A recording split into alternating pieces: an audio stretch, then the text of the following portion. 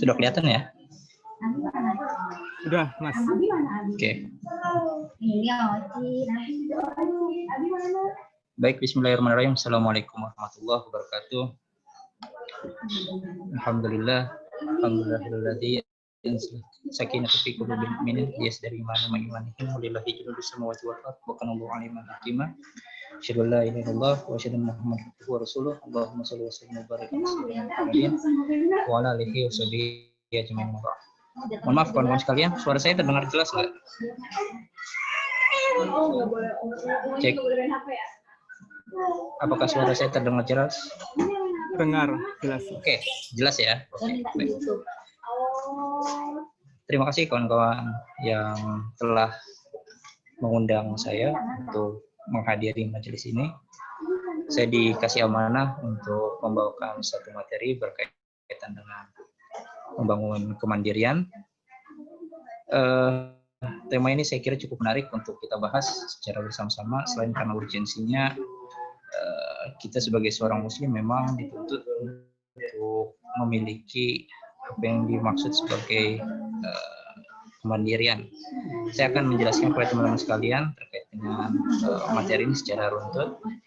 Baik kawan-kawan sekalian, ada beberapa poin penyampaian yang saya kira penting untuk teman-teman pahami. Kurang lebih pembahasannya akan seperti berikut. Silakan teman-teman cek ya. Kita akan memulainya dengan pandangan Islam tentang kehidupan, kemudian manajemen diri, kemudian sibuk dan produktif, kemudian komitmen dan tahapan membangun kemandirian. Baik kawan-kawan sekalian, ada satu pernyataan yang saya kira patut untuk teman-teman garis bawahi untuk kita sama-sama membingkai diskusinya agar lebih baik, agar lebih jelas. Pertama, kalimat ini berbunyi nahnu du'at qabla kulli syai'in. Jadi kalau misalnya bahasa Indonesianya, kalimat ini mengatakan bahwa kita ini adalah seorang dai sebelum menjadi apapun. Jadi kita ini adalah orang-orang yang profesi utamanya adalah sebagai seorang pendakwah. Gitu. Dan itu suka atau nggak suka, sebagai seorang muslim, tugas utama kita adalah sebagai seorang yang menyerukan kepada kebaikan. Kayak gitu. Nah itu menjadi basis fundament bagi diskusi kita. Lalu kenapa sih kita ini diminta oleh Allah itu sebagai seorang dai? Gitu. Nah, ini diterjemahkan oleh Allah di dalam Quran surat Saba ayat 28 yang berbunyi wa ma arsalnaka illa kafatan linnasi basyira wa nadhira walakin aktsarun nasi la ya'lamun. Disampaikan di Quran surat Saba ayat 28 ini dikatakan ya bahwa kami tidak mengutus kamu melainkan kepada umat manusia seluruhnya sebagai pembawa berita gembira dan sebagai pemberi peringatan, tetapi kebanyakan manusia itu tidak mengetahui. Nah, ini satu hal yang saya kira cukup cukup penting untuk teman-teman pahami, karena kalau misalnya teman-teman cek ya secara teliti di dalam ayat ini saya sudah bold kayak gitu. Di situ pertama umat manusia ini seluruhnya itu adalah sebagai pembawa kabar gembira kayak gitu. Sebagai pemberi peringatan. Jadi tugas utama kita itu di muka bumi kita diutus sebagai pembawa berita gembira dan juga sekaligus sebagai seorang yang mampu memberikan peringatan. Tetapi kebanyakan manusia itu nggak mengetahui. Ini saya kira menjadi poin yang cukup penting juga untuk untuk menggambarkan situasi terkini. Kemudian selanjutnya kawan-kawan sekalian, bicara tentang Islam sebagai worldview ya, sebagai sebuah perspektif, maka teman-teman sekalian harus melihat ini secara lebih holistik. Kayak gitu. Islam itu bukan parsial, Islam itu bukan sebagian, Islam itu adalah sebuah bingkai yang sangat sangat menyeluruh. Dia bukan bagian kayak gitu, tapi keseluruhan, tapi semesta kayak gitu. Kalau teman-teman belajar matematika, diagram Venn ya kayak gitu. Ya semesta itulah kayak gitu.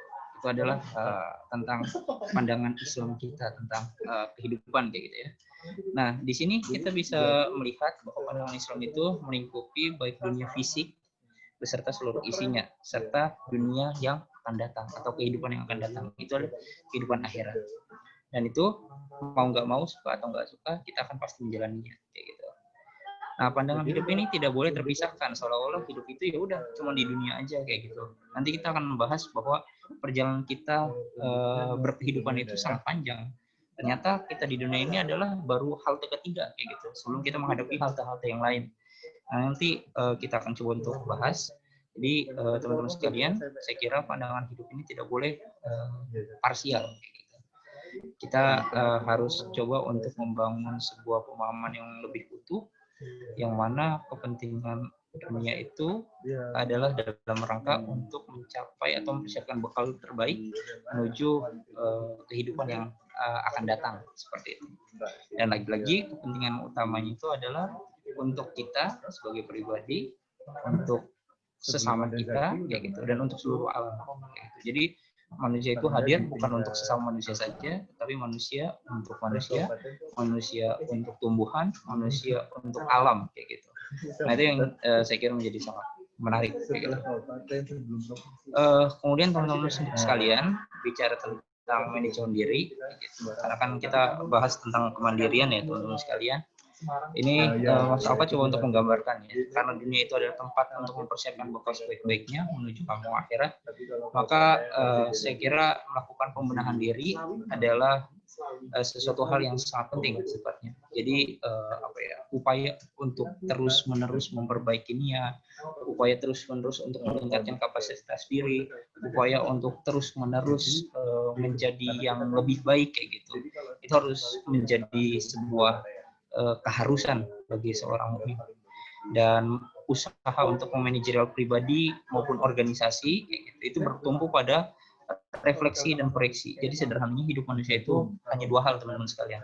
Pertama adalah untuk berefleksi atau bermuhasabah kayak gitu. Yang kedua adalah untuk memproyeksikan, yakni untuk melihat apa yang kurang di masa lalu, dan kemudian kekurangan itu harus dilengkapi atau disempurnakan di masa yang akan datang. Jadi sederhananya tugas manusia itu adalah berefleksi atau bermuhasabah dan juga memproyeksikan diri di masa yang akan datang. Nah, disinilah kemudian kita bisa memproses itu semua dalam wilayah pertama plan, kedua do, ketiga cek, dan keempat adalah act. Nah, kemudian teman-teman sekalian, kita coba untuk sedikit lebih ini ya, spesifik lagi membahas tentang manusia dan juga waktunya kayak gitu. Kita bisa mengatakan bahwa manusia itu ada yang sibuk, ada yang produktif. Jadi kalau misalnya kita cek ya, manusia itu kenapa sih ada yang terlihat sibuk banget dari pagi sampai tengah malam kayak gitu, itu kayak waktunya itu sulit banget untuk diganggu gugat kayak gitu. Tapi kesibukannya itu enggak menghasilkan apapun kayak gitu. Karyanya nihil. Nah, ini yang berbeda ketika kita melihat seseorang dengan produktivitasnya kayak gitu. Orang-orang yang produktif itu mereka sibuk yang menghasilkan sesuatu kayak gitu. Nah, ini yang harus teman-teman perhatikan. Jadi bedanya antara orang sibuk dan produktif itu adalah terletak pada karyanya. Orang yang sibuk mereka waktunya habis, terbuang kayak gitu. Tapi kemudian tidak menghasilkan karya apa. Tapi kemudian bagi orang-orang yang produktif, mereka itu adalah orang-orang yang kemudian memang memiliki kemampuan untuk memanage kehidupannya, dan di saat bersamaan mereka memiliki prestasi atas setiap waktu yang mereka investasikan. Nah, itu yang saya kira menjadi menjadi hal yang sangat penting. Dan kata kuncinya di sini adalah soal memaksimalkan peran dan potensi serta waktu yang tersedia. Nah, ini tinjauan yang tadi ya, yang sempat dibahas tentang penggunaan atau manajer kehidupan. Semua bertumbuh pada 4 hal. Pertama adalah plan, kedua adalah do, ketiga adalah check, dan keempat adalah act, teman-teman sekalian. Pertama, kalau misalnya teman-teman cek ya, terkait dengan plan kayak gitu. Plan itu adalah upaya bagi kita untuk menyusun rencana. Jadi upaya di sini adalah upaya untuk memproyeksikan kehidupan. Kira-kira apa yang akan kita lakukan hari ini sampai malam. apa yang akan kita lakukan esok hari, lusa, minggu depan, bulan depan, tahun depan, kayak gitu. Itu semua tuh terekam kayak gitu. Kira-kira apa sih yang akan kita rencanakan, apa yang akan kita visualisasikan. Nah, di saat itu semua, dalam proses kita merancang itu semua, kita upayakan nih untuk melibatkan peran siapa? Peran Allah sebagai pencipta alam semesta. Kedua, misalnya peran dari orang tua kita. Dan ketiga, kita juga kalau misalnya memang mau konsen dan serius, ya harus mau nggak mau mengikuti passion kita. Kayak gitu. Jadi kombinasi antara peran Allah di dalam kehidupan kita, kemudian kedua orang tua kita, dan juga serta passion kita, kayak gitu. Itu menjadi sesuatu hal yang saya kira sangat penting, kayak gitu. Mohon maaf teman-teman sekalian, apakah di tempat teman-teman ada noise ya? Ada suara-suara diskusi lain kayak gitu? Ada nggak kira-kira? Cek. Iya Mas, terdengar. Ada ya? Oke, Ya. saya coba untuk ini ya, pindah dulu. Soalnya lagi di luar ini. Makanya dia mau fokus ke sini.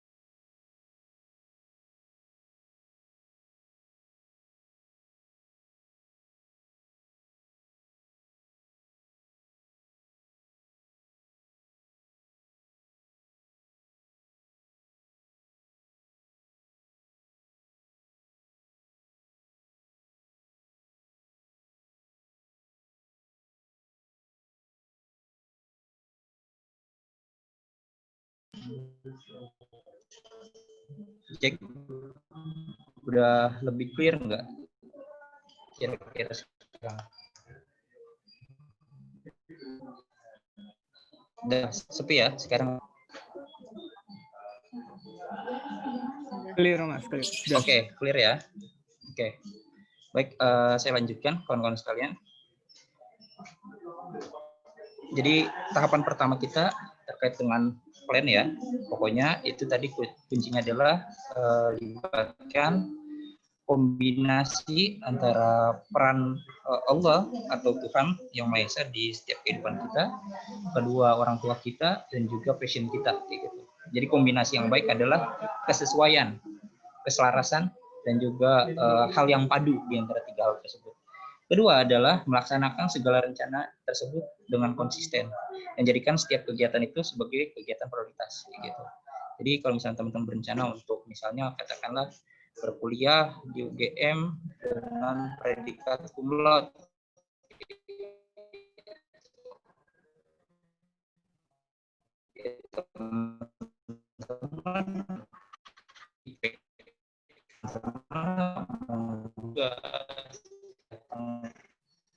fokus mengikuti perkan secara nggak ada terus misalnya mau lulus dari misalnya wirausaha gitu, terus kemudian punya jejaring untuk apa namanya untuk membangun bisnis kayak gitu, dan banyak hal lah yang saya kira harus teman-teman pikirkan sebagai seorang apa namanya seorang mahasiswa seperti itu. Nah dari situ kemudian teman-teman tahu mana sih yang menjadi skala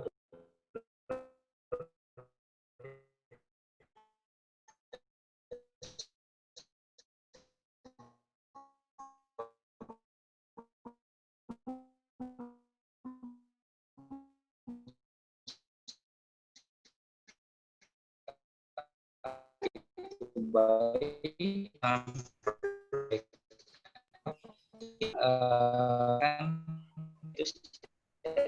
Maaf Mas, ini putus-putus. tinggal nanti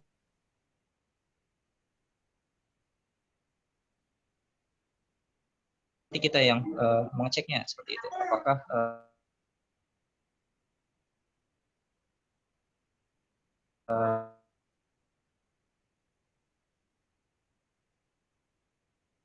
halo Terus ya udah evaluasi hasil capaian teman-teman sekalian. lalu kemudian adakan perbaikan bila mana harapan dan tujuan belum sesuai dengan apa yang kita harapkan. Gitu. Ini sangat penting untuk teman-teman lakukan. Yang terakhir adalah tarik pelajaran. Ini adalah upaya untuk melakukan tindakan lagi setelah proses review. Jadi cek itu kan mereview kembali apa yang menjadi tindakan kita, apakah sudah sesuai atau enggak. Nah, act yang dimaksud di sini adalah hasil atau tindakan yang kita lakukan pasca dari proses evaluasi. Kayak gitu. Kan pertama merencanakan, kedua melakukan, tiga evaluasi, empat adalah melakukan perbaikan. Kayak gitu. Ini adalah hal yang harus digunakan teman-teman sekalian, dilakukan kayak gitu, dalam rangka untuk menyesuaikan dengan standar yang menggambarkan jati dirinya teman-teman sekalian. Nah, itu poin penting bagi teman-teman sekalian. Nah, bagaimana sih cara memanajerial diri dalam prakteknya? Kayak gitu. Ya, kurang lebih seperti ini. Ini yang saya tampilkan ini saya bagi menjadi 6 ya. Dan 6 ini masing-masing 3. Jadi yang sebelah kiri itu adalah bagian untuk pribadi, yang kanan adalah untuk organisasi. Kayak gitu. Kalau di dalam diri ya teman-teman coba bikin visualisasi mimpi. Kira-kira visualisasi mimpi teman-teman itu seperti apa? Kalau teman-teman mau ada gambaran silakan nanti cari di YouTube kayak gitu, visualisasi mimpi Alfat Bagus Panuntun. Itu adalah salah satu contohnya. Nanti teman-teman banyak sekali menemukan contoh visualisasi mimpi yang kemudian bisa menjadi gambaran bagi teman-teman sekalian. Seberapa bergunanya visualisasi mimpi itu sih? Kan banyak orang yang ya udah namanya hidup aja let it flow kayak gitu. Ya, let it flow kayak gitu. Tapi kita butuh merencanakan, kita butuh sesuatu yang kita inginkan itu tercapai. Step by stepnya seperti apa sih kayak gitu. Misal di di dalam visualisasi mimpinya Mas Alfat kayak gitu. Dulu Mas Alfat bikin tahun 2014. Tapi di tahun 2014 itu Mas Alfat menggambarkan tentang diri Mas Alfat di tahun 2016. Misalnya apa? Oh, lulus dari Visipol UGM dengan predikat mahasiswa prestasi kayak gitu. Maaf, bukan lulus tapi menjadi mahasiswa prestasi kayak gitu misalnya. Dan alhamdulillah qadarullah waktu itu menjadi salah satu mahasiswa berprestasi tingkat fakultas gitu. Terus kemudian lanjut 2017 misalnya punya cita-cita untuk apa? Misalnya mengabdi sebagai apa? Presiden mahasiswa UGM kayak gitu. Dan qadarullah pada saat itu diberi amanah kayak gitu. 2018 misalnya Mas Alfat punya cita-cita untuk apa? Untuk S2 kayak gitu. Ternyata S2-nya enggak. S2-nya baru dikasih kesempatan sama Allah itu 2020 kayak gitu. 2018 itu justru menjadi tahunnya apa? Menikah kayak gitu. Padahal menikah waktu itu targetannya tahun berapa? Tahun 2020. Jadi menikahnya dimajukan 2018. Terus kuliah S2-nya dimundurkan dari 2018 rencana ke 2020 kayak gitu. Jadi kan yang terpenting tujuannya tercapai kayak gitu loh. Meskipun waktunya bisa jadi ada yang lambat, ada yang cepat kayak gitu. Kita nggak akan pernah tahu. Bisa jadi ada yang sesuai dengan harapan. Tapi yang terpenting adalah kita punya guideline kayak gitu, punya sesuatu yang ingin kita raih dari waktu ke waktu kayak gitu. Nah, itu adalah poin yang pertama. Poin yang kedua adalah membuat jadwal rutin buat teman-teman sekalian. Jadi tugas teman-teman itu adalah menyusun jadwal rutin baik itu harian, mingguan, bulanan, tahunan kayak gitu. Itu akan sangat bermanfaat bagi teman-teman sekalian dalam memproyeksikan gagasan menjadi karya. Yang ketiga adalah dalam sehari coba gunakan waktu ini untuk 5 hal. Pertama untuk ibadah, kedua untuk bercengkrama dengan keluarga, tiga untuk lingkungan sosial atau organisasi, keempat adalah untuk meningkatkan kapasitas diri atau mandiri, lima adalah waktu kita untuk berefleksi. Kayak gitu. Nah, sementara itu untuk organisasi di sebelah bagian kanannya, saya coba untuk gambarkan pertama yang namanya organisasi itu dapat dimanajerial dengan apa? Dengan cara punya platform politik, punya naskah naskah apa ya? Punya konsepsi, punya gagasan kayak gitu. Yang mana di dalamnya itu berisi gagasan ideal tentang sesuatu yang ingin dicapai oleh organisasi. Nah, disitulah tugas bagi teman-teman untuk mengaktifasi bagaimana caranya agar naskah tersebut bukan hanya sebatas menjadi program politik semata kayak gitu, bukan hanya sebatas hitam di atas putih kayak gitu, melainkan itu berbuah kan kayak gitu di dalam kehidupan nyata. Yang kedua adalah kata kuncinya di dalam organisasi itu soliditas ya. Kalau Mas Alfat menggambarkan ini sebagai sebuah kolaborasi kebaikan. Jadi di sini saya maknai kolaborasi adalah kata kunci untuk melakukan kerja-kerja kebaikan besar dan berjaring dengan siapapun sebaik-baiknya orang itu akan menjadi satu sarana bagi teman-teman sekalian untuk melakukan ekspansi kebaikan kayak gitu. Jadi dampaknya itu sangat signifikan, ya bisa dirasakan oleh sebanyak-banyaknya orang. Yang ketiga adalah teman-teman sekalian coba untuk berbagi peran, berbagi penugasan. Yang pimpinan ya coba untuk mendelegasikan kayak gitu, belajar untuk percaya kepada yang dipimpinnya kayak gitu. Terus kemudian terkait dengan apa namanya pembagian porsi ya, yang namanya organisasi itu jelas ada pembagian porsi. Ada yang jadi apa namanya pimpinan lembaga, ada yang menjadi menko-nya misalnya, ada yang menjadi menteri-menteri, ada yang menjadi dirjen, ada yang menjadi staf kayak gitu. Semua itu punya peran dan setiap peran itu sangat penting kayak gitu loh.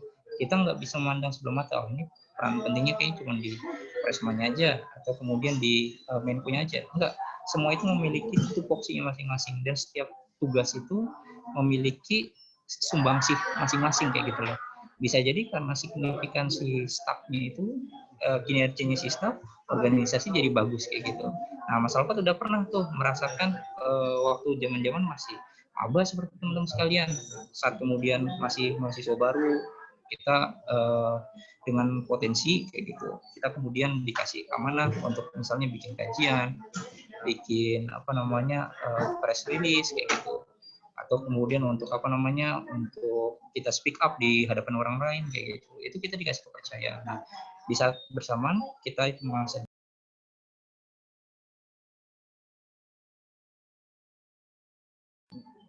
Nah, yang kedua adalah kita memang diminta untuk berupaya lebih kayak gitu.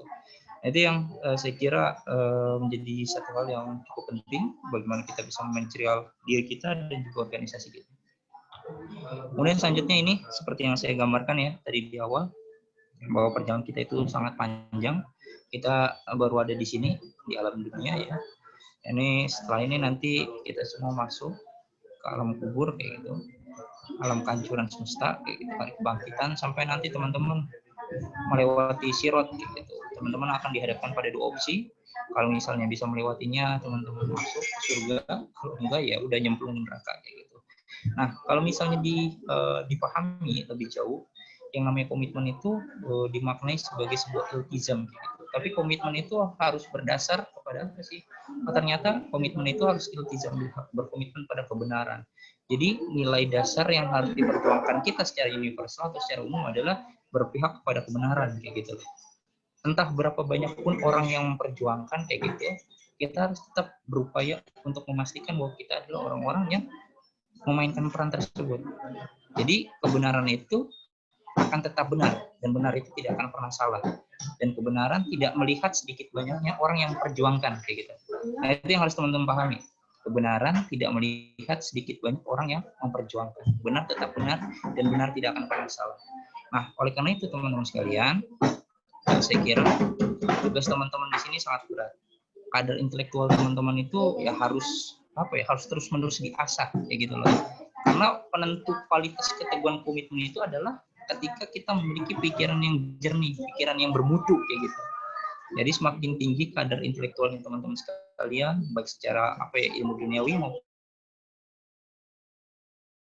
ilmu akhirat kayak gitu, itu akan sangat penting saya kira untuk menjadi menjadi pedoman bagi teman-teman sekalian untuk melihat sesuatu mana sih yang hak kayak gitu, mana yang batil kayak gitu, mana yang benar, mana yang salah kayak gitu, supaya teman-teman itu sejalan dengan apa yang digariskan oleh Allah di surat Al-Isra ayat 81 ya, waqul jal haqqo jal haqqal batil innal batila kana zahuqa. Jadi tugas teman-teman itu adalah memastikan bahwa yang benar itu tetap benar dan yang salah harus menyerah pada kebenaran.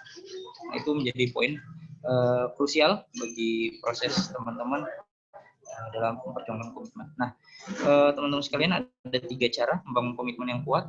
Pertama adalah mempertegas identitas. Di sini sangat penting teman-teman harus tahu apa yang menjadi identitas teman-teman sekalian.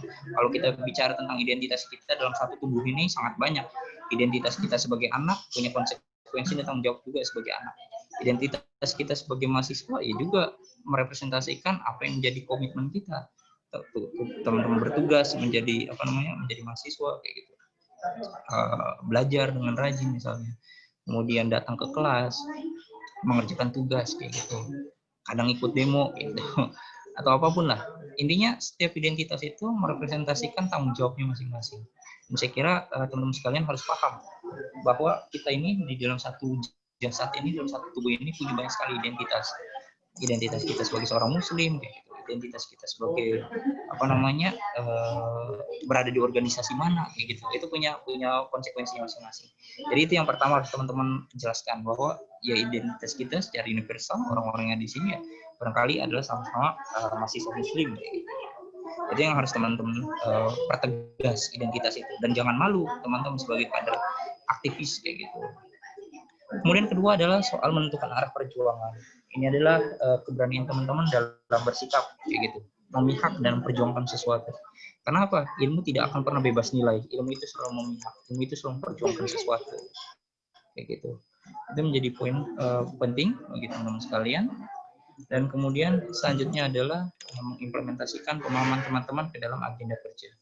Jadi hal-hal terbaik yang bisa kita lakukan adalah mengaktualisasikan diri melalui gagasan yang kita miliki di dalam prakteknya kehidupan. Jadi itu 3 poin yang saya kira penting. Nah, pertama kita akan bahas tentang membangun kemandirian, teman-teman sekalian.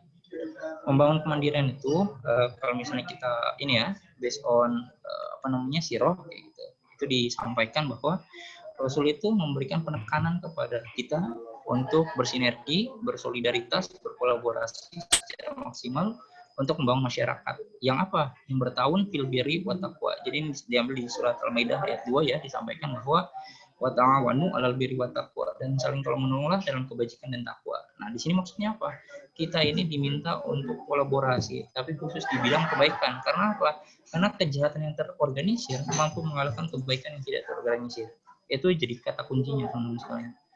Nah, oleh karena itu penting buat teman-teman sekalian bagaimana caranya agar kebaikan yang berserakan ini, orang-orang yang kemudian ibaratnya berjuang sendirian secara mandiri kayak gitu, ini bisa bersatu padu, bisa membangun kekuatan yang sifatnya kelembagaan kayak gitu, sehingga geraknya itu lebih terkoordinir kayak gitu. Itu sangat bagus saya kira. Yang pertama kayak gitu.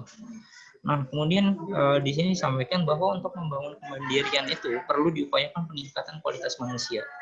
Dan untuk membangun kualitas manusia diperlukan pendidikan yang benar-benar mengajarkan hakikat kemanusiaan itu sendiri, kayak gitu. Jadi untuk membangun kemandirian itu perlu peningkatan kualitas manusia, dan kualitas manusia itu ditentukan dari bagaimana pendidikan itu mengajarkan tentang hakikat kemanusiaan. Nah, ini saya kira penting untuk kita diskusikan nanti. Dan kemudian poin terakhir di sini adalah bagaimana kemudian agama kita itu mengajarkan manusia untuk menemukan hakikat kemanusiaan atau jati diri yang sesungguhnya. Jadi kita ini tidak akan terjebak pada ketergantungan dengan siapapun. Kemudian selanjutnya di sini sampaikan ya di dalam satu hadis yang diriwayatkan oleh Bukhari Muslim, untuk membangun kemandirian itu Rasulullah selalu menegaskan bahwa tangan yang berada di atas itu lebih baik daripada tangan yang berada di bawah kayak gitu. Nah, kemudian selanjutnya disampaikan bahwa yang disebut sebagai miskin kayak gitu ini dalam konteks membangun kemandirian ekonomi ya, misalnya orang-orang miskin itu bukan berarti karena dia itu nggak bisa makan kayak gitu. Dia bukan karena nggak punya sesuatu yang yang berharga di rumahnya kayak gitu. Tapi orang miskin itu adalah ketika dia itu punya potensi, tapi dia itu nggak mendayagunakan potensinya. Dia bergantung kepada orang lain. Dia hanya hanya menjadi benalu bagi kehidupan banyak orang kayak gitu. Nah, itu yang disebut sebagai miskin yang sesungguhnya, seperti yang diriwayatkan di hadis riwayat Bukhari Muslim kayak gitu. Mereka yang meminta-minta bergantung kepada orang lain kayak gitu. Itu yang disebut sebagai miskin.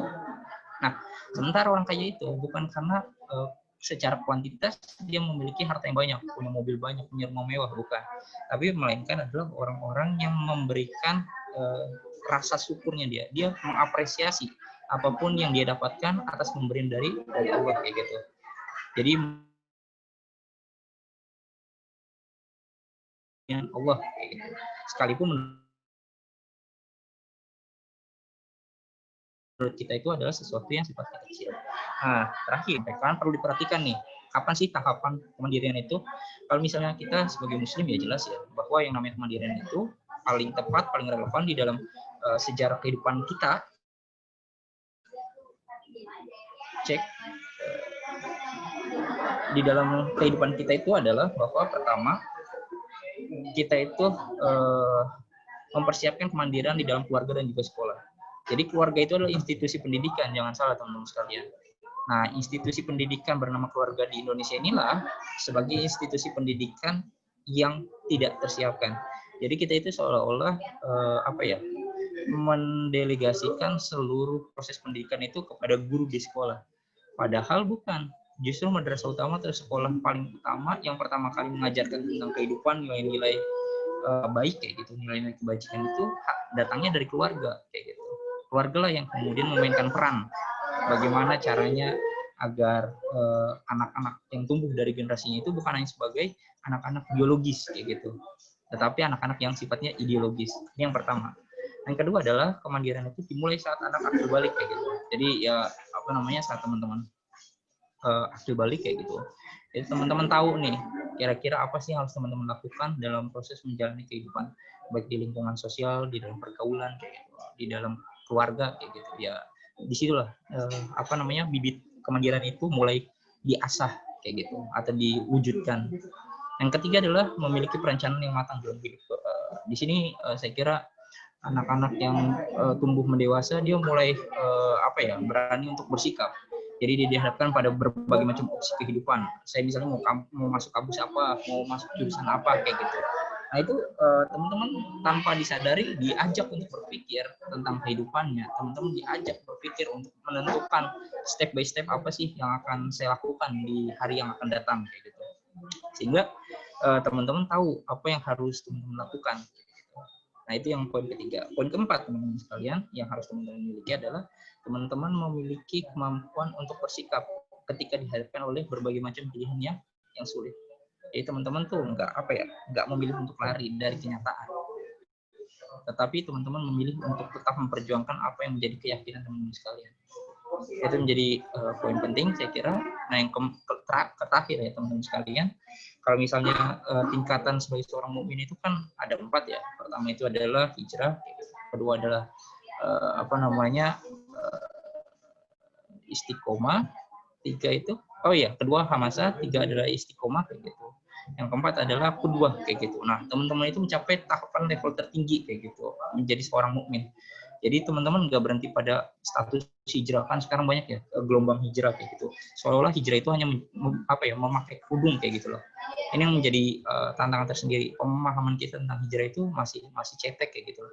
Jadi hijrah itu bukan sebatas kita menutup aurat kayak gitu. Itu kredit point bagus kayak gitu.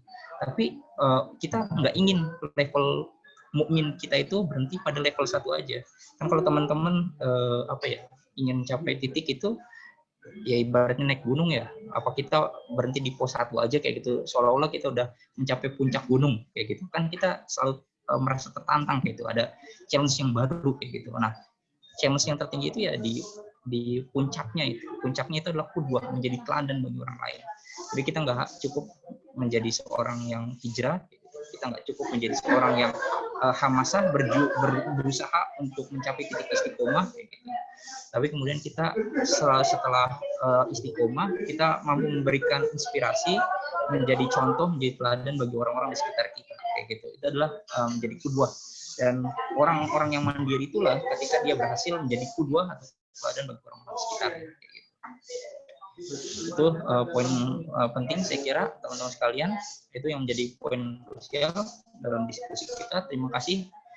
Monggo kalau ada sesuatu yang ingin ditanyakan silakan ditanyakan. Saya kira demikian. Ini Assalamualaikum warahmatullahi wabarakatuh. Waalaikumsalam warahmatullahi wabarakatuh. Jazakallahu khairan kepada Mas Alfat. Kepada para peserta yang mau bertanya, bisa langsung disampaikan melalui grup atau langsung melalui chat Zoom. Boleh juga langsung menyalakan mic dan menyampaikan pertanyaannya.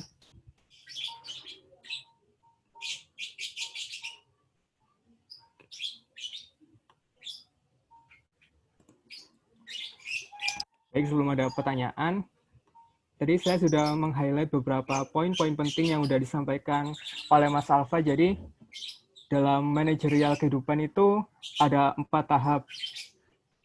Yang pertama ada plan, do, check, dan act. Plan maksudnya itu menyusun rencana, kemudian memproyeksikan ke kehidupan. bisa membuat visualisasi mimpi, kemudian reminder, namun tentu tetap melibatkan Allah Subhanahu wa Ta'ala. Kalau itu melaksanakan rencananya secara konsisten, cek, tinjau, dan evaluasi hasil capaian. Kalau Ek itu langsung menarik pelajaran dan perubahan dari hasilnya.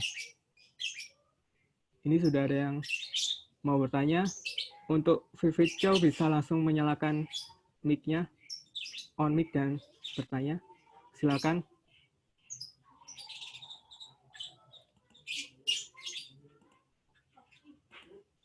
Baik, saya izin bertanya.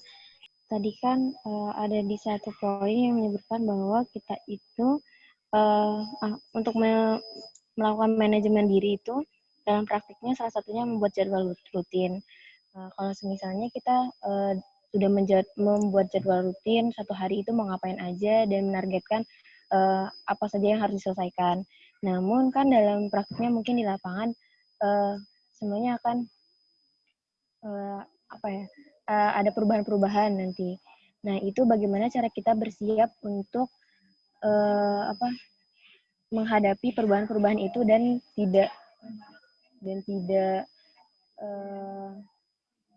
tidak sebal mungkin dengan perubahan yang mungkin terjadi, dan kita bisa kayak mengikuti alur di hari itu dan tidak dan mungkin bisa mempersiapkan target itu untuk besok harinya. Terima kasih. Monggo yang selanjutnya, biar saya tampung dulu, nanti saya coba untuk jawab sekalian. Silakan kepada teman-teman yang mau bertanya.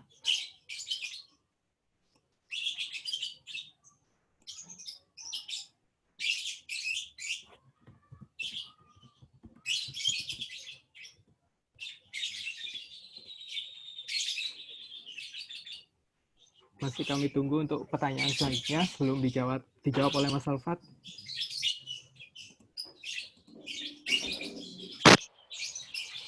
Tes. Masuk, Adnan. Oke. Bismillah. Terima kasih atas waktu yang diberikan. Saya mau berikan satu pertanyaan nih, Mas. Hagia Sophia itu kan baru aja kayak dalam tanda kutip hidup lagi ya. Terus saya merasakan kayak ada aura, oh Islam bakal bangkit lagi nih. Tapi fakta yang saya lihat kayak generasi Islam tuh masih menyibukkan diri di hal-hal yang kurang bermanfaat, meskipun kita masih bisa lihat ada beberapa orang Islam yang emang lagi memimpin sebuah perubahan. Misalkan Mas Fatur, terus Mbak Sela atau yang lain itu loh. Contohnya juga Mas Alfat. Nah, bagaimana sih Mas cara kita memperbesar peluang perubahan untuk Islam itu di tengah hiruk pikuknya keadaan saat ini, apalagi di tengah pandemi. Terima kasih.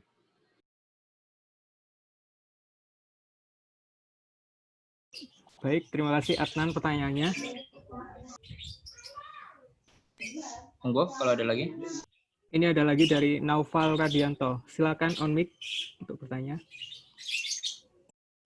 Assalamualaikum, izin bertanya untuk Mas Alfat. Dalam keseharian kan kita ada banyak kegiatan yang tentunya kegiatan-kegiatan tersebut memiliki prioritas sendiri. Yang ingin saya tanyakan adalah ketika mungkin ada beberapa kegiatan yang saling berbenturan dalam tingkat prioritas, sama-sama penting. Tentu kita harus memilih satu dari kegiatan-kegiatan tersebut. Hal yang harus kita pertimbangkan dalam menentukan pilihan dalam situasi tersebut. Itu mungkin yang ingin saya tanyakan. Terima kasih.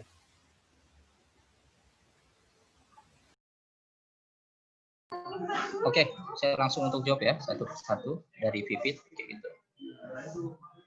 Pertama ya, yang ingin saya sampaikan adalah betul bahwa yang namanya perubahan itu adalah sebuah keniscayaan, dan perubahan itu mau nggak mau, suka atau nggak suka, itu pasti akan ada. Gitu. Sama seperti hal seperti ini ya.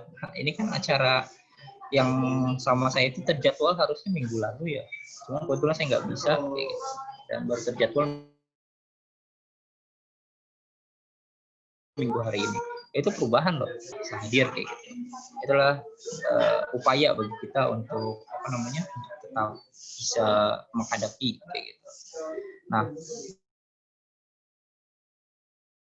termasuk dengan proses kita membuat jadwal harian ini, saya kira bisa saja sudah sesuai kayak gitu. Tapi bisa jadi porsi waktunya itu kan agendanya oke sesuai kayak gitu, tapi porsi waktunya bisa jadi berbeda. Kita misalnya menargetkan untuk mengerjakan tugas 2 jam kayak gitu, tapi ternyata ketika kita kerjakan justru menjadi 5 jam kayak gitu. Itu sering sekali terjadi kayak gitu. Nah, tinggal nanti dilihat aja sama teman-teman sekalian, apakah agenda yang sedang kita kerjakan ini mengganggu agenda yang sudah kita persiapkan selanjutnya kayak gitu. Nah, jangan sampai kemudian kita hanya mengerjakan satu agenda yang apa namanya, yang itu aja kayak gitu. Tapi kemudian mengabaikan agenda yang lain. Kita harus melihat, menimbang kira-kira poin mana sih yang bisa kita akali atau kita siasati kayak gitu. Nah, dalam proses melihat jadwal itu, kunci utamanya adalah fleksibilitas. Jadi kita tahu mana hal-hal yang sifatnya itu harus sesuai dengan pakemnya kayak gitu, harus sesuai dengan rule of law-nya kayak gitu. Cara mainnya harus seperti itu kayak gitu. Tapi untuk hal-hal yang sifatnya fleksibel atau sesuatu yang sifatnya bisa kita ubah, ya udah kita ubah aja kayak gitu. Nah, sensitivitas untuk melihat apa ya, sesuatu yang sifatnya fleksibel ini yang teman-teman bisa mainkan kayak gitu. Jadi jadwal rutinnya tergantung apa kayak gitu. Kalau kuliah, memang kuliah fleksibel sifatnya, kayak gitu. Kan enggak, jadwalnya udah ditentukan kayak gitu. Bener enggak? Sekarang kan jadwalnya udah ditentukan, misalnya dari jam 7 sampai jam 9. Kita nggak mungkin mau datang kita kuliahnya Pancasila misalnya jam 7 sampai jam 9. Kita maunya kuliah Pancasila ntar aja jam 10 kayak gitu. Nggak bisa. Udah ada sesuatu yang sifatnya pakem gitu, udah status quo-nya udah mapan kayak gitu, udah terjadwal. Nah, yang bisa kita lakukan tentang fleksibilitasnya apa? Yang bisa kita lakukan adalah soal penugasannya. Misalnya minggu depan hari Senin kayak gitu, itu harus sudah dikumpulkan tugas mata kuliah Pancasila. Kayak gitu. Kita bisa mengerjakan tugas itu hari ini, besok, atau menunggu hamin 3 jam sebelum pengumpulan. Nah, itu adalah pilihan kita kayak gitu. Jadi apa namanya? Saya kira sesuatu yang sifatnya masih bisa kita ubah kayak gitu, bisa kita sesuaikan, ya sesuaikan aja. Tapi untuk sesuatu yang sifatnya udah apa namanya, udah di luar dari kontrol kita, out of kontrol kita, ya mau nggak mau kita harus ikuti kayak gitu. Itu yang harus menjadi titik tekannya ya. Jadi teman-teman harus tahu mana hal-hal yang sifatnya sudah ada pakemnya, udah sesuai kayak gitu, yang mana kemudian yang masih bisa fleksibel atau berasal dari internal diri kita aja. Jadi kita yang menentukan rule of law-nya kayak gitu, cara mainnya, rule of game-nya itu seperti apa kayak gitu, itu yang kita coba untuk itu yang jadi jawaban pertama tentang fleksibilitas ya, sama sesuatu yang sudah ada pakemnya. Yang kedua dari Adnan terkait dengan Hagia Sophia ya, dan juga bagaimana perbesar peluang kita untuk bangkit kayak gitu. Nah, saya kira kayak gini kata kuncinya. Kenapa Hagia Sophia itu bisa apa namanya, bisa dikatakan berubah lagi kayak gitu, statusnya dari museum menjadi masjid kayak gitu. Itu karena ada keinginan, dan keinginan ini bukan hanya sebatas ingin, tapi keinginan yang diperjuangkan kayak gitu. Dan wacana terkait dengan mengubah status Hagia Sophia dari museum menjadi apa namanya, menjadi masjid kayak gitu, itu bukan perjuangan 1-2 hari kayak gitu, tapi itu sudah diperjuangkan sejak lama dan baru tercapai kemarin bersamaan ya dengan 84 tahun kalau nggak salah dari terakhir apa namanya, itu kan terakhir kekhilafan Utsmani ini ya, berakhir diadakan pada 24 apa namanya kemarin, 24 Juli Agustus atau Juli kemarin, saya agak lupa ya. Itu terakhir dari apa namanya, runtuhnya Turki Utsmani kayak gitu. Nah, coba teman-teman untuk apa namanya, untuk lebih lihat ya bagaimana cara memperbesar peluang untuk kita berkontribusi ya gini sederhananya. Setiap dari kita itu punya potensi kayak gitu. Saya punya potensi, teman-teman punya potensi, dan kita semua punya potensi. Potensi pribadi apa? Potensi secara berjamaah apa? Atau secara kolaborasi apa kayak gitu. Itu kan berbeda-beda. Karena kan masing-masing dari setiap personal itu ada yang memang kecanggihannya itu berbeda antara satu dengan yang lain kayak gitu. Tapi bagaimana ketika dia dikombinasikan menjadi sebuah kekuatan atau secara organisasional kayak gitu. Itu kan jelas berbeda. Nah, oleh karena itu perlu bagi kita untuk membuat ini sebuah sebuah list, sebuah daftar kayak gitu tentang apa yang menjadi poin penting yang bisa kita sumbangsikan baik secara personal ataupun secara berjamaah atau secara kolektif kayak gitu. Nah, dari situ kemudian kita bisa menemukan, oh misalnya secara pribadi saya punya kemampuan desain kayak gitu. Ya, saya misalnya setiap hari bikin infografis atau bikin postingan di media sosial saya yang membuat orang lain itu sadar. Jadi kita kayak buka platform medsos kita itu sebagai sarana bagi kita untuk berbagi pemikiran gitu. Itu udah jadi salah satu sumbangsi teman-teman sekalian. Untuk apa? Untuk mencerahkan orang lain gitu. Nah, itu secara personal. Misal lagi ada kemampuan kita itu punya kemampuan public speaking gitu. Ya udah gunakanlah kemampuan public speakingnya teman-teman sekalian untuk mempengaruhi orang lain supaya berbuat baik kayak gitu. Apalagi misalnya teman-teman sekalian ya punya medsos tadi, selain bikin infografis kayak gitu, captionnya coba pastikan captionnya, statusnya, tweetnya teman-teman sekalian adalah dalam rangka untuk mempengaruhi orang lain untuk berbuat baik kayak gitu. Nah itu kan sebuah hal yang sifatnya jauh kayak gitu, melampaui dari sebatas kita nge-tweet lagi galau kayak gitu, atau lagi kemudian lagi apalah sesuatu yang saya kira sia-sia kayak gitu, atau menyebar hoax kayak gitu. Jadi kira bukan sesuatu yang patut kita lakukan. Gitu. Jadi seberapa besar pemaknaan kita di dalam kehidupan itu bergantung daripada tadi apa yang kita ingin rencanakan dan ingin kita lakukan dengan yang kita miliki kayak gitu. Jadi sekarang dengan perkembangan teknologi itu kita dengan sangat mudah kayak gitu untuk berbuat baik. Dulu orang berbuat baik itu harus misalnya ke masjid, ke lembaga amal kayak gitu, lembaga zakat. Sekarang dengan kita menyumbang ke social campaign kayak gitu lewat platform misalnya kita bisa kayak gitu. Itu luar biasa dampaknya kayak gitu. Kita mau menyumbang suara lewat apa? Change.org kayak gitu. Atau kita misalnya mau aksi kayak gitu. Sekarang kita konsolidasi virtual. Mau ikut seminar daring ya ikut kayak gitu. Teman-teman ikut program ini ya juga secara online kayak gitu. Jadi kita bahkan bisa mengubah banyak hal kayak gitu hanya bermodalkan dengan jari dan juga pemikiran kita sama kuota kayak gitu. Itu udah menjadi senjatanya bagi teman-teman sekalian untuk mempengaruhi orang lain.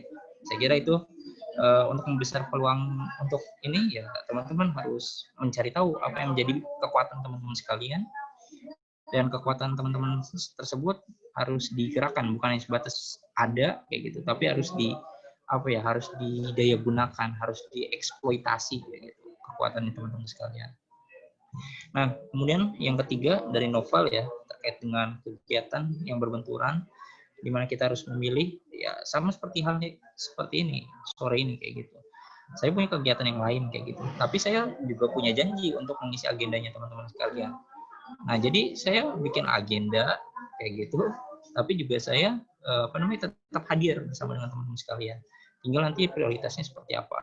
Kita diskusi, terus kemudian isi acara, nanti diskusi lagi kayak gitu. Itu nggak masalah kayak gitu. Jadi yang terpenting adalah bagaimana teman-teman bisa membingkai itu semua kayak gitu. Nah, pertimbangannya apa? Pertimbangannya tadi mirip seperti yang pertama, jawabannya Vivit, soal fleksibilitas. Segala sesuatu yang masih bisa kita rundingkan, masih bisa kita masih bisa kita untuk perjuangkan atau kita ubah ya kita ubah gitu. Tapi yang terpenting adalah sebisa mungkin kita bisa mendapatkan itu semua kayak gitu. Itu yang penting teman-teman sekalian. Jadi saya kira pertimbangannya adalah soal fleksibilitas terkait dengan kegiatan atau agenda yang mau kita lakukan. Itu monggo kalau ada pertanyaan lain silakan. Terima kasih Mas untuk jawabannya. Ini ada pertanyaan melalui chat dari Anna Firdausi Nuzula. Afwan izin bertanya Mas, berdasarkan pengalaman Mas Alfat selama berada di dunia kampus dan sekarang telah berada di fase pasca kampus, apa sajakah perbedaan yang dirasakan selama ini Mas, dan apa sajakah pengaruh-pengaruh saat di kampus dengan kehidupan pasca kampus? Cek sebentar ya, saya ini dulu izin 1 menit. Ya.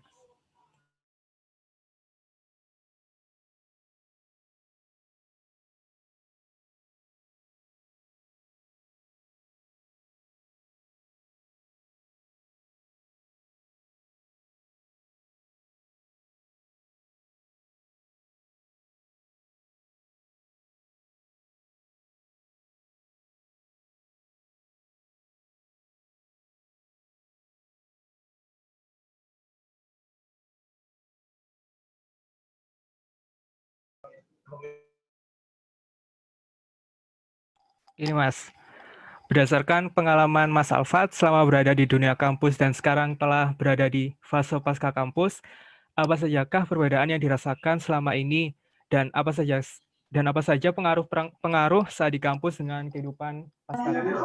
Oke, baik, saya untuk pertanyaan ini saya coba untuk jawab secara ini ya, tertata ya. Kayak gini. Teman-teman sekalian, saya kira kehidupan kampus dengan dunia pasca kampus itu ada yang relate, ada yang enggak. Ini saya coba untuk jawab secara terbuka ya teman-teman sekalian. Banyak kasus yang saya temukan kayak gitu, justru kehidupan pasca kampus itu banyak yang enggak relevan gitu loh dengan kehidupan di pasca kampus. Dan ini tergantung case by case ya. Tapi kalau saya mengamati secara personal misalnya, saya alhamdulillahnya itu masih relevan.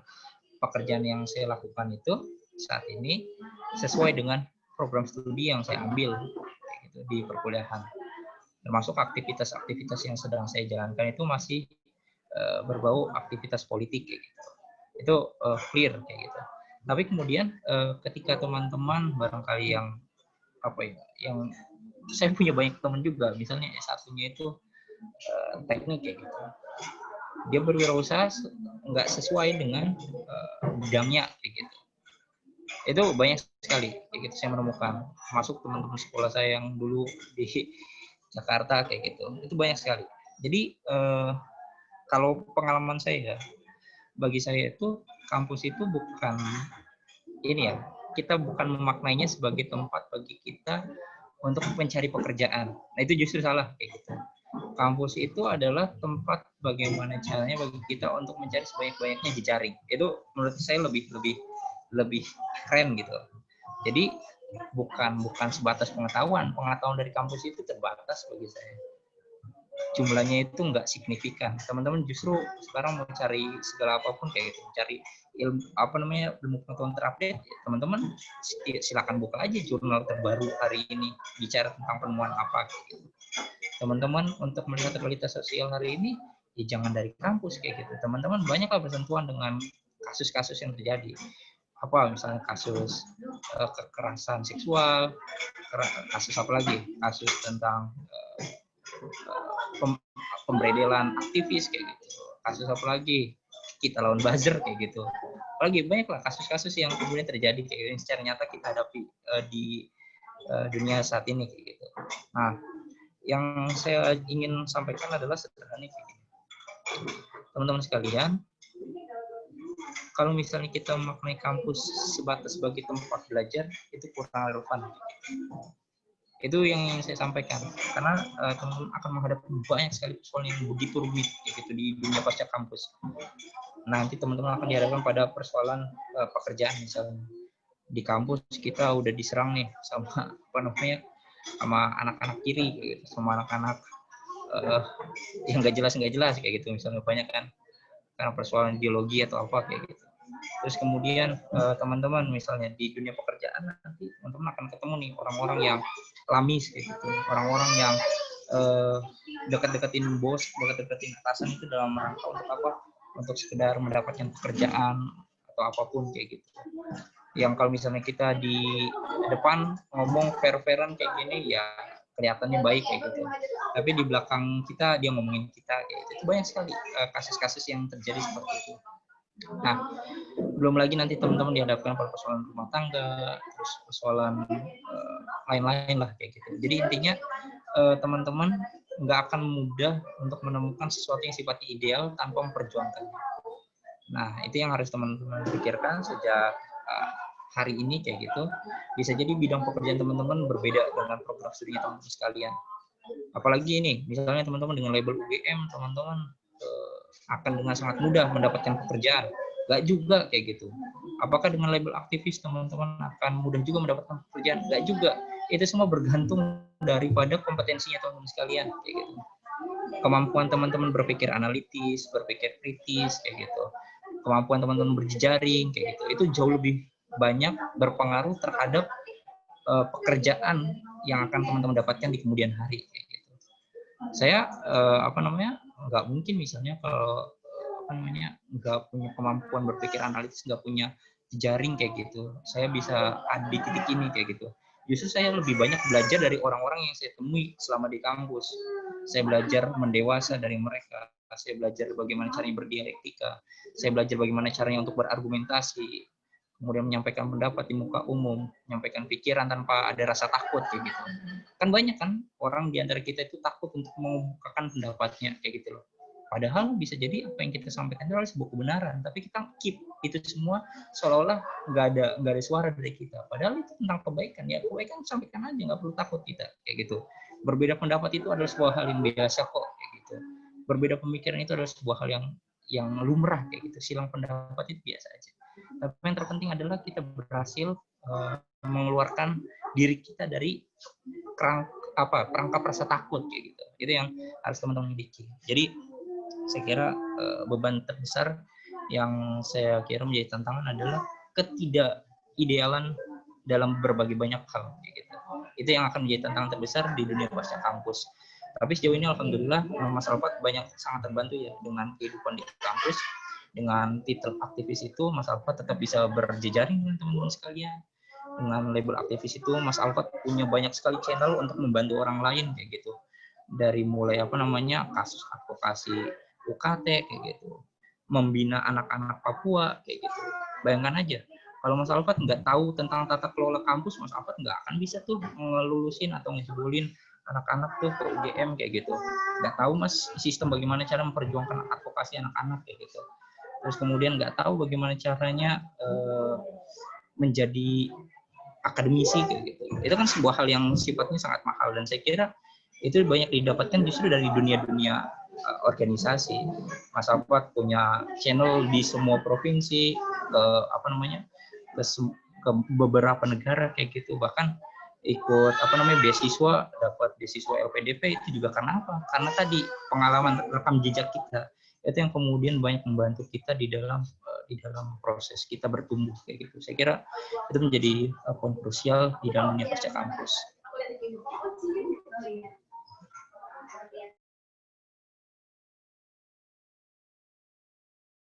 Enggak, kalau ada lagi.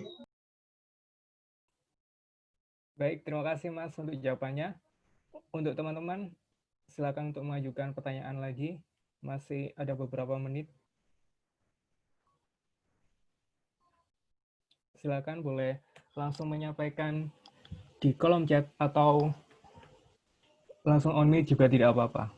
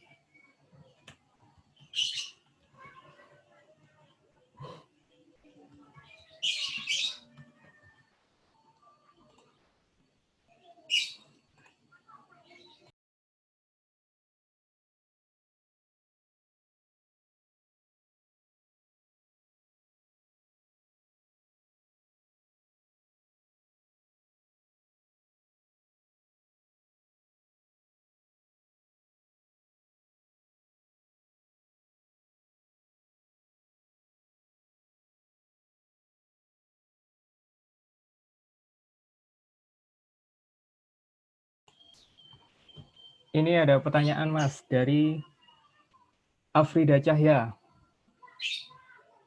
Assalamualaikum Kak, izin bertanya bagaimana cara membantu orang tua dalam hal finansial misalnya, tapi tidak mengesampingkan akademis maupun organisasi. Sekian, terima kasih Kak.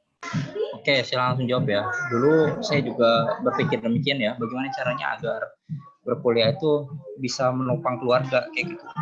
Saya kan anak Jakarta, tapi anak Jakarta inilah apa namanya, bukan gambaran umum ya orang Jakarta seolah-olah mapan kayak gitu, kayak gitu. Saya gambaran lain tentang anak-anak Jakarta. Saya udah sering, barangkali beberapa kawan yang ada di forum ini sering kali ini ya bercerita saya dengan mereka.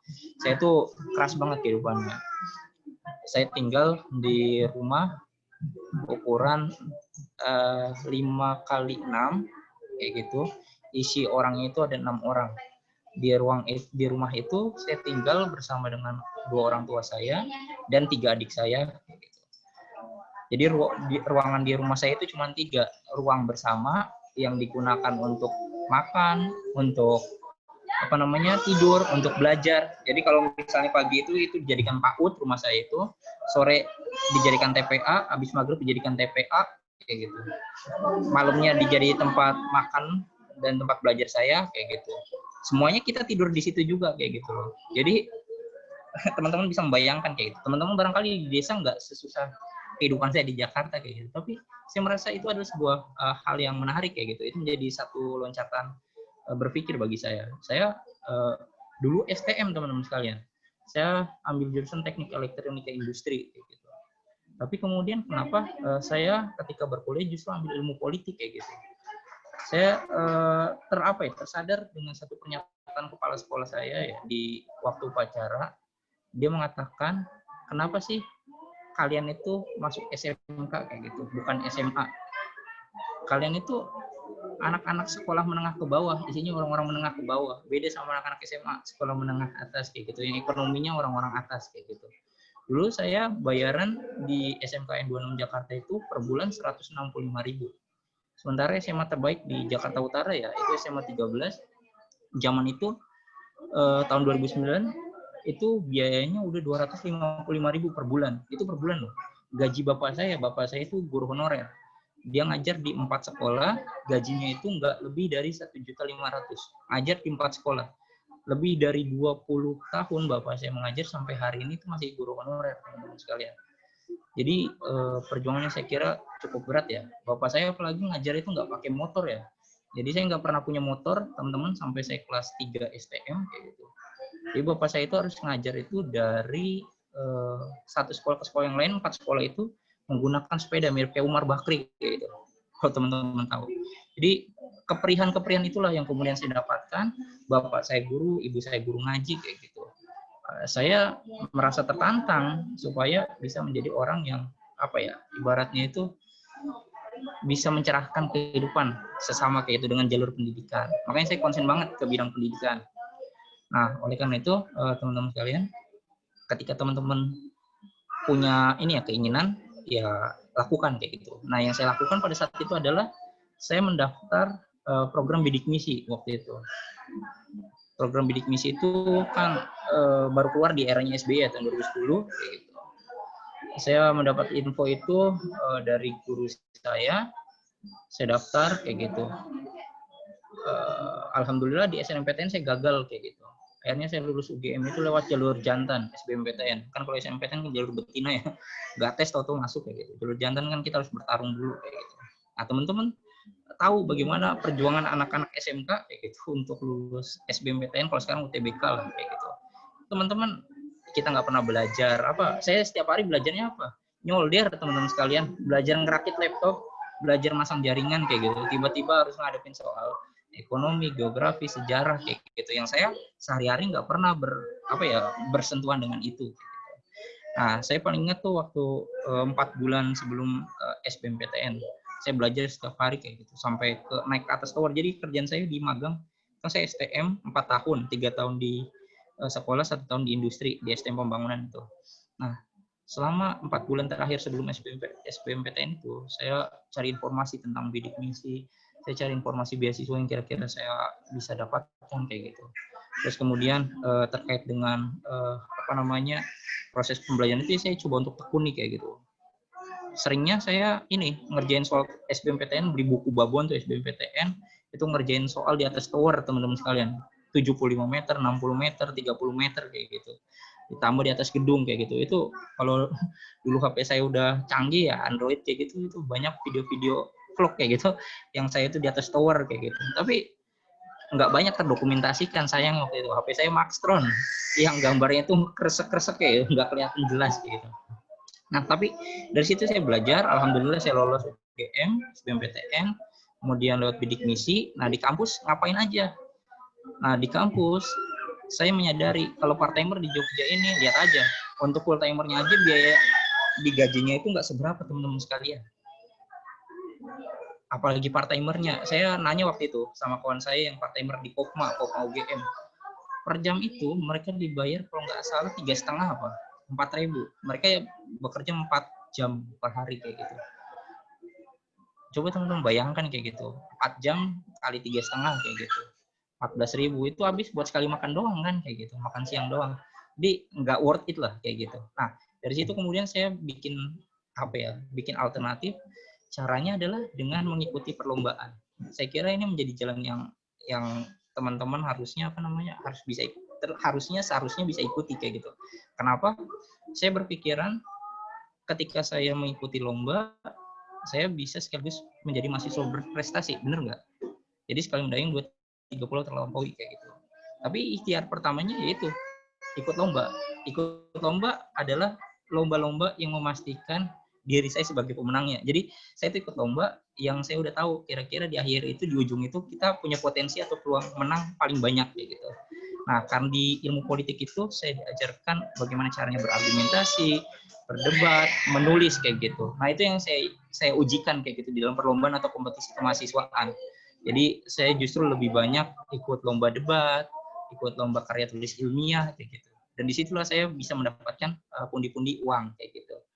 Jadi selain dari beasiswa kayak gitu, saya justru lebih banyak bisa bertahan hidup ya dari lomba kayak gitu. Nah, justru dengan lomba itulah saya justru bisa rutin membiayai adik saya kuliah di Malang sampai lulus bahkan.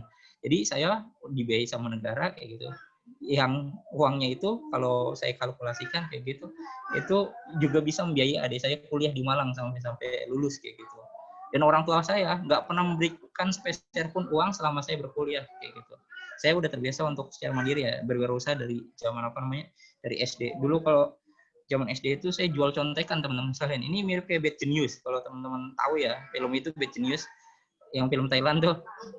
Kerjaan saya zaman SD sampai SMP itu jual contekan kayak gitu.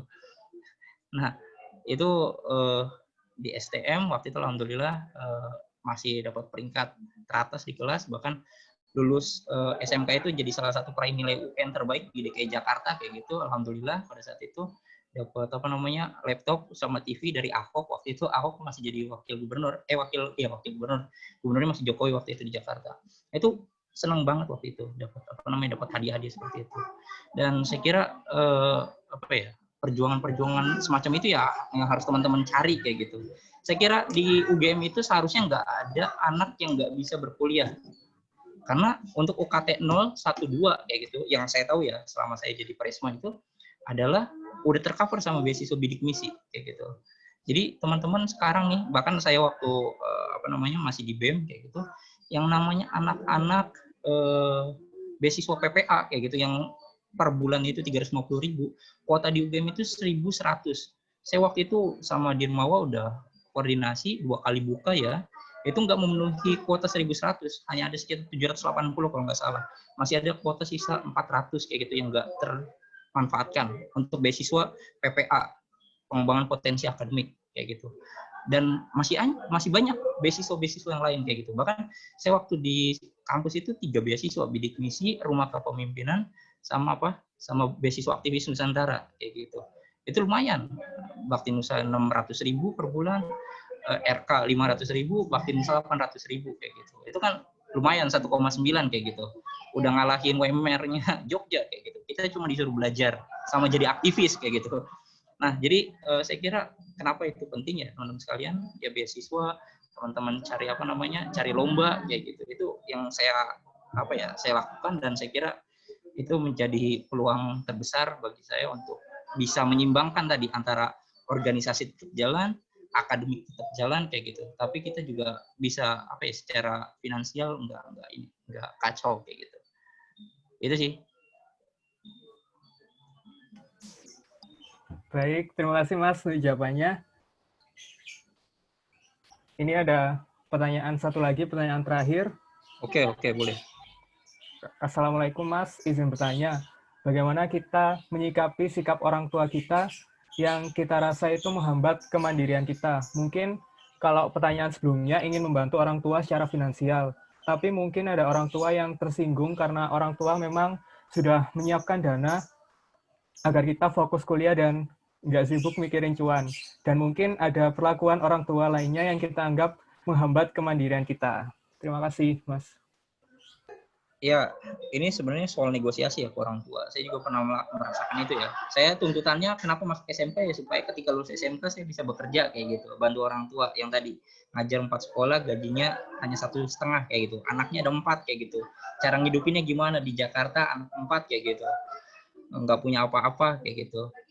Nah, yang saya lakukan waktu itu negosiasi. Saya sampaikan pada orang tua saya bagaimana caranya agar saya bisa berkuliah dengan baik, dengan lancar kayak gitu, tapi nggak memberatkan secara finansial. Ya, saya jelasin tahapan-tahapannya. Pertama saya masuk kampus, kayak gitu, yang saya impikan, prodi yang saya inginkan kayak gitu. Kemudian selanjutnya adalah cari beasiswa. Beasiswanya apa? Saya jelaskan ini loh, beasiswa dari pemerintah kayak gitu. Yang mana saya nggak bayar biaya kuliah, saya per bulannya dapat uang saku kayak gitu. Itu saya jelaskan. Nah, ini malah enak nih teman-teman sekalian nih sebenarnya. Kalau secara ini ya hitung-hitungan kalkulatif, teman-teman cuma diminta untuk fokus belajar, ya udah fokus aja belajar. Tapi di satu bersamaan teman-teman coba untuk menjelaskan kepada orang tua terkait dengan tugas kita sebagai mahasiswa kayak gitu.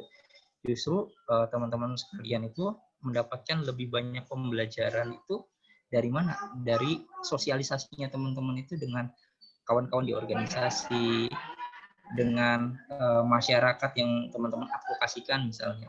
Terus apalagi dengan orang-orang yang teman-teman ketemu saat lomba MUN misalnya, atau teman-teman yang ketemu saat kompetisi-kompetisi kemahasiswaan kayak gitu.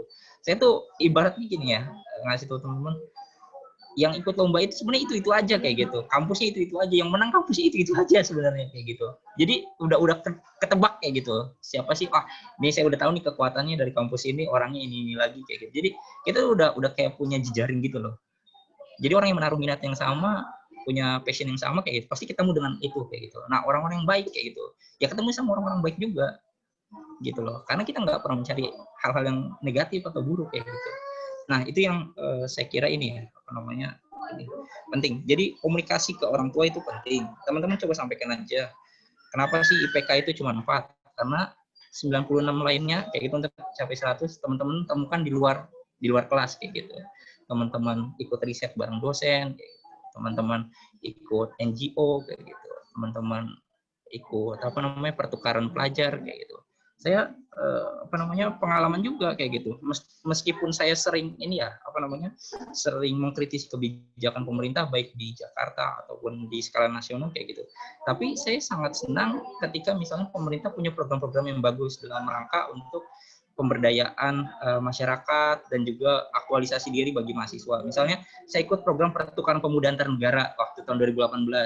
Saya waktu itu jadi delegasi DKI Jakarta ke India kayak gitu. Itu kan sesuatu hal yang saya kira bagus kayak gitu. Selain pertama kita punya jejaring internasional kayak gitu. Saya bahkan sekarang masih dekat dengan kawan saya yang asalnya itu dari Malaysia kayak gitu. Dia kebetulan sama dengan saya ambil di politik kayak gitu. Kita setelah pertemuan itu 2018 sampai sekarang masih sering ketemu kayak gitu. Dia beberapa kali ke Indonesia kayak gitu. Pasti ketemu saya kayak gitu. Selalu menyempatkan waktu ketemu kayak gitu. Nah, kebetulan saya yang memang belum berkesempatan ke Malaysia, tapi setiap dia datang ke Indonesia pasti ketemu saya. Terus kemudian saat di media sosial apa segala macam itu ini. Nah, belum lagi kawan-kawan saya yang di India kayak gitu. Dia sekarang lagi S3 di Denmark kayak gitu. Kita coba untuk untuk komunikasi kayak gitu. Banyaklah hal-hal yang saya kira penting kayak gitu. Nah, selain dari jejaring internasional itu, kita juga belajar banyak hal, misalnya soal di negara tersebut, misalnya concernnya kalau di India itu adalah industri pertahanannya kayak gitu. Terus tentang studinya, teman-teman tahu ya, studi di India juga sekarang cukup bagus. Selain negara berkembang yang modelnya mirip kayak Cina ya, penduduknya banyak kayak gitu. Kalau misalnya teman-teman cari pemilu terbesar di muka bumi ini, ya adanya di India sana kayak gitu. Itu sangat besar kayak gitu. Dan apa namanya, teman-teman bisa belajar misalnya dengan proses pembuatan film di India yang nggak kalah dengan film Hollywood kayak gitu. Ada Bollywood ya, teman-teman bisa tahu film Three Idiots kayak gitu, film PK kayak gitu. Itu kan film-film bagus. Ya intinya saya banyak belajar justru dari situ. Terus kemudian saya pergi ke Hotel Mumbai kayak gitu. Terus di depannya ada apa namanya, ada gate gitu namanya, saya lupa ya, Mumbai Gate waktu itu. Jadi tahu ceritanya, oh ternyata di film apa namanya, Hotel Mumbai itu cerita tentang terorisme kayak gitu. Saya udah pernah ke sana kayak gitu. Nah itu kita belajar tentang historinya di sana. Nah, saya kira banyak hal-hal yang teman-teman bisa eksplorasi selama di kampus kayak gitu. Yang terpenting adalah soal negosiasi. Orang tua itu apa ya, cara pandangnya itu bisa jadi berbeda karena dia hidup di masa yang berbeda dengan kita kayak gitu loh. Itu yang harus teman-teman pahami. Orang tua kita itu barangkali agak kolot ya kalau dalam pembahasan kita. Tapi bagaimanapun itu adalah orang tua kita kayak gitu. Misalnya ibu saya. Ibu saya secara apa namanya, secara pengetahuan agama itu memadai gitu. Tapi ibu saya itu banyak kepercayaan-kepercayaan yang kayak misalnya untuk apa namanya, rajin untuk bisa jalan anak bayi nih misalnya, cambuk kakinya pakai belut kayak gitu. Kan kalau kita anak hari ini ya, maksudnya kaum terdidik gitu, apa korelasinya anak-anak bisa jalan kayak gitu, bisa cepat lari dengan nyambukin kakinya dengan belut kayak gitu. Terus pas saya berbicara dengan lidahnya dikasih koin kayak gitu, dikerok pakai koin. Kan secara apa namanya, secara ilmiah kayak gitu itu belum bisa dibuktikan ya kayak gitu. Kita tuh kadang-kadang perbedaan ini cara pemahamannya beda kayak gitu. Nah, tapi itu cukup didengarkan aja, maksudnya dalam artian ya karena kita sekarang lebih terliterasi ya dibandingkan dengan ini, jadi kita tahu oh ya ada banyak cara pandang yang sifatnya apa ya, tradisional kayak gitu. Tapi ya itu udah jadi hal yang apa ya, yang biasa aja kayak gitu. Nah, tapi ketika kita coba untuk pahamkan, oh bukan kayak gitu loh proses apa namanya untuk anak bisa jalan, bisa ini ya setiap orang punya apa namanya, punya potensinya masing-masing, punya apa kapasitasnya masing-masing, punya sesuatu yang dia apa namanya bisa apa ya, bisa ini tergantung dari waktunya aja kapan kayak gitu. Itu kan bisa dijelaskan. Nah, COVID misalnya, orang-orang tua kita kan gara-gara COVID ini nggak ini ya, keluar aja nggak pakai masker. Katanya kalau kata orang Jakarta kita lebih takut sama banjir daripada COVID kayak gitu. Real itu terjadi, faktanya kayak gitu. Kita lebih takut didenda sama Satpol PP kayak gitu dibandingkan dengan pakai masker itu karena ketakutan kayak gitu loh. Kita pakai helm itu karena kita takut ditilang, bukan karena untuk keselamatan. Kan beda ya mindsetnya ya. Bener nggak? Ya itu sih yang harus kita apa namanya, yang harus kita coba untuk bangun. Bagaimana caranya membangun kesadaran itu jadi mulai dari diri sendiri dan coba untuk memahamkan ya. Karena bisa jadi komunikasi yang baik itu yang mampu memahamkan orang tua kita kayak gitu. Itu sih jawabannya. Monggo kalau misalnya nanti ada sesuatu yang sifatnya apa namanya lebih personal atau ada yang kurang kayak gitu, itu bisa ditanyakan ke saya lewat WhatsApp aja. Itu lebih cepat. Gitu ya, teman-teman sekalian, mohon maaf kalau ada salah kata dan salah perbuatan. Mohon maaf. Semoga kita bisa bertemu dalam kebaikan selanjutnya. Terima kasih. Wassalamualaikum warahmatullahi wabarakatuh. Waalaikumsalam warahmatullahi wabarakatuh.